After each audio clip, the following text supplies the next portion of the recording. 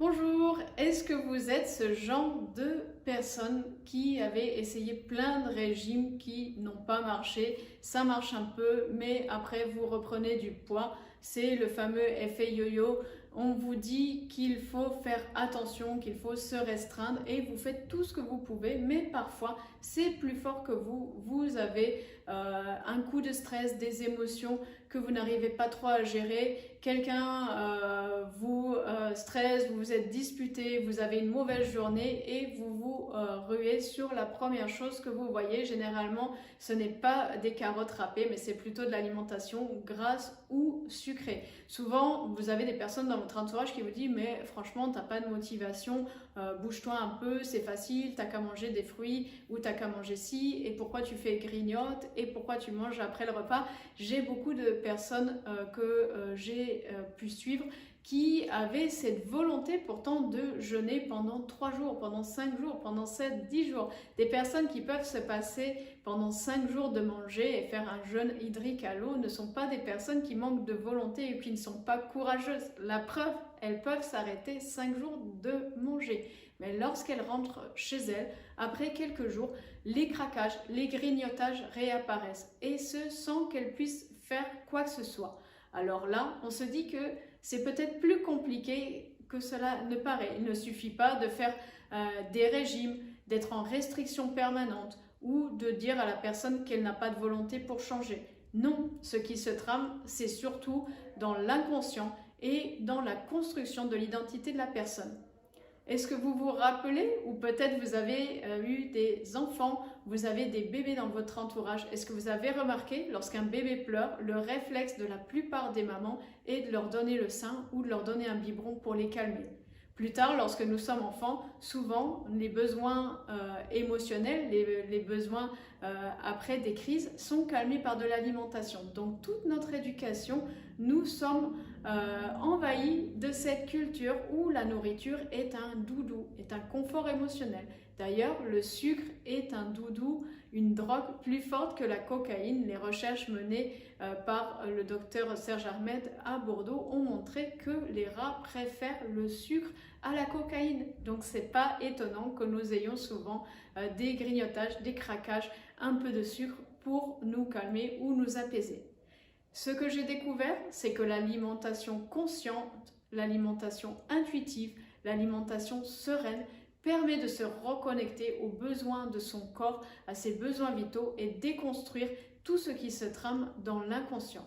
Avec cette alimentation intuitive, cette alimentation sereine, on réapprend à trouver une relation harmonieuse avec son corps, avec les besoins de celui-ci, au lieu d'être toujours dans la critique de son corps, parce que beaucoup des personnes qui font des grignotages ou qui ont des craquages émotionnels ont souvent une mauvaise estime d'elles-mêmes, ou elles n'ont plus confiance en elles parce qu'elles craquent tout le temps, on leur dit qu'elles manquent de volonté. Souvent ces personnes peuvent avoir du mal à perdre du poids, elles peuvent ne pas aimer leur corps ou elles ne se sentent pas belles, elles ne se sentent pas des personnes uniques, précieuses, avec une valeur inestimable. C'est la phrase que je vous invite à dire tous les jours, mais pour beaucoup de personnes, c'est difficile. Et lorsqu'on passe à cette alimentation intuitive, on apprend tout d'abord à reconnaître sa faim, reconnaître la vraie faim de la faim émotionnelle. On apprend à faire un sondage de son corps, voir quels sont ses besoins. Et aussi, pendant un temps, cela veut dire que l'on va accepter d'avoir des besoins, quels qu'ils soient, peut-être émotionnels, peut-être psychologiques, peut-être physiques, d'avoir une alimentation qui est peut-être pas celle que votre naturopathe vous a conseillée.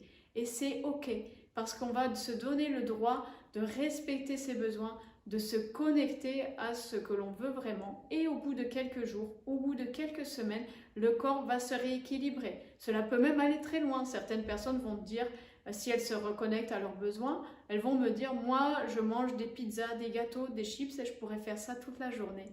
Mais au bout de quelques jours, ces personnes d'elles-mêmes trouveront que maintenant que l'interdit est tombé, tout ceci n'a peut-être plus autant d'attraction et peut-être elles commenceront à interdire plein d'autres choses dans leur alimentation.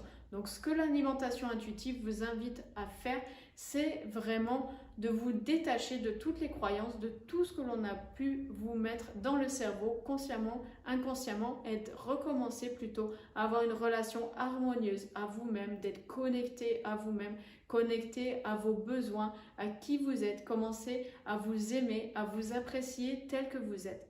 Et ce qui va en découler, c'est logiquement une alimentation peut-être qui va changer, peut-être un poids qui va se réguler tout seul, parce que la plupart des personnes qui ont du mal à perdre du poids malgré la pratique du jeûne intermittent, du crudivorisme, d'une alimentation de santé vitalisante avec plein de légumes et vitamines, si quelque chose ne passe pas, c'est qu'il y a autre chose derrière, et c'est que ça est surtout au niveau des émotions conscientes, inconscientes, et c'est là-dessus que l'on peut travailler. J'ai créé un nouveau programme avec une naturopathe spécialiste des troubles alimentaires et du comportement alimentaire, spécialiste de l'alimentation sereine. On l'appelle alimentation sereine parce que oui, on a une relation harmonieuse à la nourriture. Cette personne, c'est Nathalène Bernard, et nous avons travaillé pour vous proposer un programme pour vous aider en 10 jours à ne plus avoir de craquage et grignotage. Le programme peut être suivi pendant 10 jours si vous êtes assidu et que vous avez entre 20 et 30 à 45 minutes par jour. Si vous voulez le faire sur le plus long terme pour ancrer vraiment les nouvelles habitudes, je vous invite à le faire sur 4, 5 semaines, voire 10 semaines, une séance par semaine pour avoir ce sentiment de bien-être, et je peux vous garantir que les résultats seront au rendez-vous. J'ai accompagné 1500 personnes durant leur jeûne ou durant un accompagnement de santé, et certaines de ces personnes qui avaient une problématique de perte de poids non résolue, toutes ces personnes ont pu trouver la solution avec l'alimentation sereine. C'est donc quelque chose qui va révolutionner votre vie. Si vous êtes adepte du grignotage, du craquage émotionnel, alors restez connectés parce que ce programme va être fait pour vous.